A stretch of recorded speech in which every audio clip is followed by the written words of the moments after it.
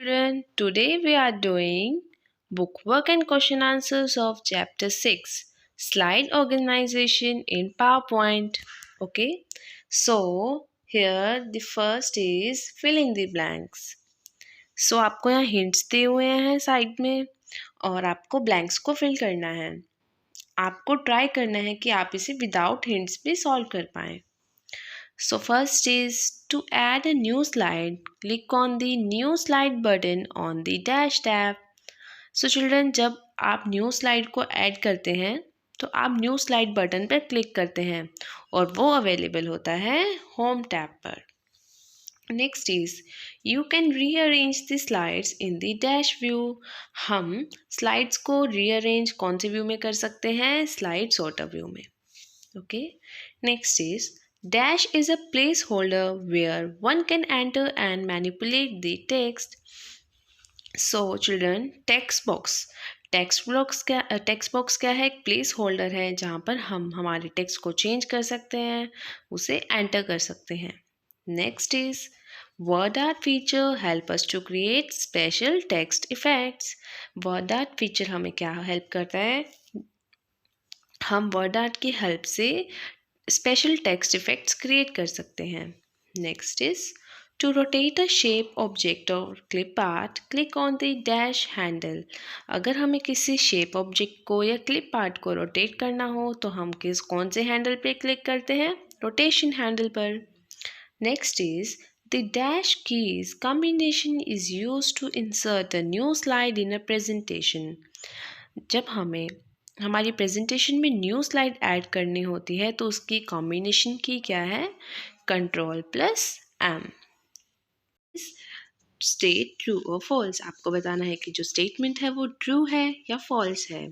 So the first statement is the layout of a slide can only be modified in the slide sorter view.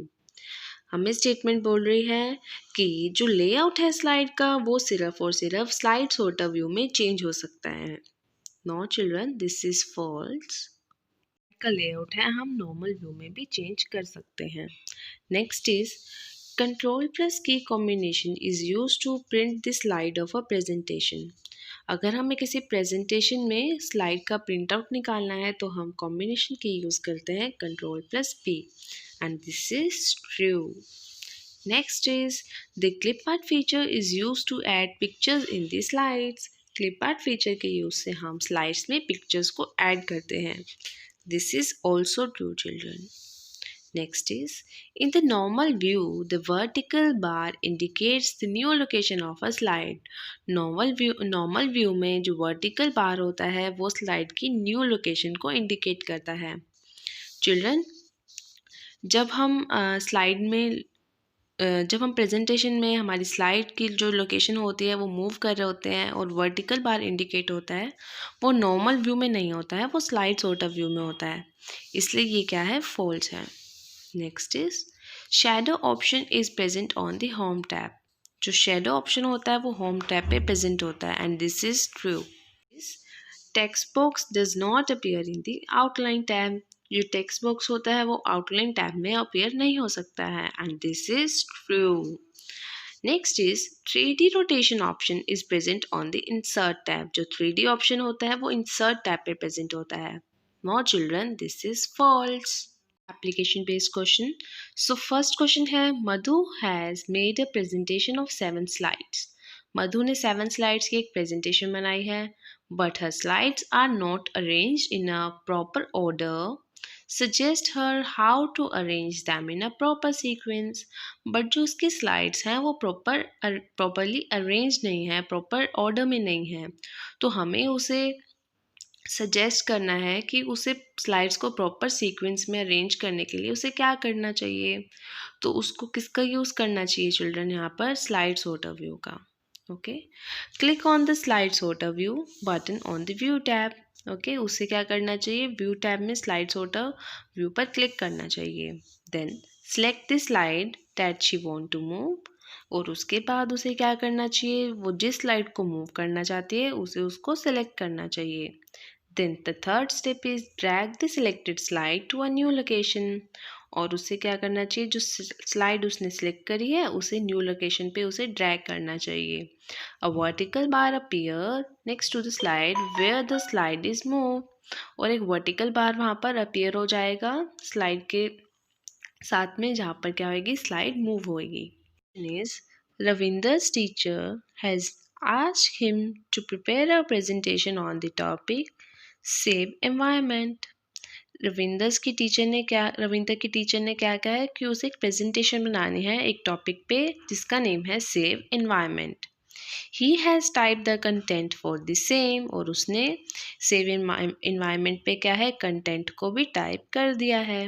Not know how to insert relevant picture in this slide, but उसे ये नहीं पता है कि उससे related picture वो slide में कैसे ऐड कर सकता है। Suggest him which option in power point he should use for inserting pictures, तो हमें क्या करना है, उसे एक सजेशन देना है कि वो कैसे अपने पावर पॉइंट में स्लाइड में पिक्चर्स को ऐड कर सकता है। So the answer is he should use clip art feature for inserting picture in his presentation. तो उसे किसका यूज़ करना चाहिए, कौन से फीचर का यूज़ करना चाहिए, क्लिप आर्ट फीचर का। क्लिप आर्ट के फीचर से हम क्या कर सकते हैं, हमारी प्रेजेंटेशन में पिक्चर्स को इंसर्ट कर सकते हैं। Multiple choice question. The first is the slides overview button is present on the dash tab. जो स्लाइड्स ओवरव्यू बटन है वो कौन से टैब पर प्रेजेंट होता है, व्यू टैब पर। Next is clip art button is present on the dash tab. Clip art button कौन से टैब पर प्रेजेंट होता है, इंसर्ट टैब पर। Next dash tab contains the text box tool. Text box tool कौन से tab पर होता है, इंसर्ट टैब पर। Next is dash button on the format tab is used to apply 3D rotation to a shape. So कौन सा button होता है फॉर्मेट टैब में जो 3D रोटेशन किसी भी शेप की अप्लाई करने के लिए यूज़ होता है। So the answer is shape effects. Next is dash stretches और shrinks the dimension of an object. वो कौन सा प्रोसेस होता है जिसमें हम किसी भी ऑब्जेक्ट के डायमेंशन को स्ट्रेच करते हैं, मतलब बड़ा करते हैं या उसे श्रिंक करते हैं, छोटा करते हैं, सो उसे हम बोलते हैं resizing. Answer in one word और अ सेंटेंस। आप वन वर्ड में भी इसका आंसर कर सकते हैं और सेंटेंस में भी। In which tab of the normal view the text box is not visible. कौन सा नॉर्मल व्यू का टैब है चिल्ड्रन जिसमें टेक्स्ट बॉक्स विजिबल नहीं होता है, so the answer is outline tab. In outline tab of normal view, the text box is not visible. Next is name the button that is used for adding a new slide to a presentation. कौन सा button है जो presentation में new slide को add करने के लिए use होता है, वो बटन है new slide button. New slide button is use for adding a new slide to a presentation. Next is which key helps you to select more than one shape at a time. आप कौन सी की help से एक time पर एक से ज़्यादा shape को सिलेक्ट कर सकते हैं, सो द आंसर इज शिफ्ट की। शिफ्ट की helps us to select more than one shape at a time. Next is on which tab is the clip art button located? कौन से टैब पर clip art button located होता है, insert tab. The clip art button is located on insert tab. Children, answer the following. What do you understand by the text box? आप text box से क्या understand करते हैं, what is text box tool? Explain the method to insert a text box in a slide, और कैसे आप एक slide में टेक्स्ट बॉक्स को इंसर्ट करते हैं, आपको वो मेथड बताना है। So children, the text box give facilities to add more text to our slides. Okay, so text box जो टूल है चिल्ड्रन, यहाँ पर आएगा the text box tool. Okay, मैं राइट डाउन कर दूंगी PDF में। The text box tool gives facilities to add more text to our slides. हम इससे क्या कर सकते हैं, हमारे स्लाइड्स में टेक्स्ट को इंसर्ट कर सकते हैं, ऐड कर सकते हैं। To insert text box in a slide follow the given steps. Slide में टेक्स्ट बॉक्स इंसर्ट करने के लिए कुछ स्टेप्स हैं, अब हम वो पढ़ेंगे। First step is click on the insert tab. Insert tab पे क्लिक करेंगे हम। Select the text box tool in the text group, और फिर टेक्स्ट ग्रुप में से हम सिलेक्ट करेंगे टेक्स्ट बॉक्स टूल को। Hold down the left mouse button while dragging the mouse diagonally towards the right.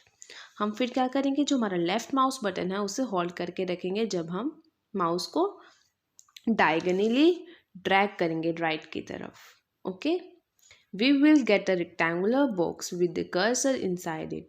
और हमें क्या मिलेगा, एक रेक्टेंगुलर बॉक्स मिलेगा जिसके अंदर क्या होगा, कर्सर. और उस कर्सर के से हम क्या कर सकते हैं, वहाँ पर टाइपिंग कर सकते हैं.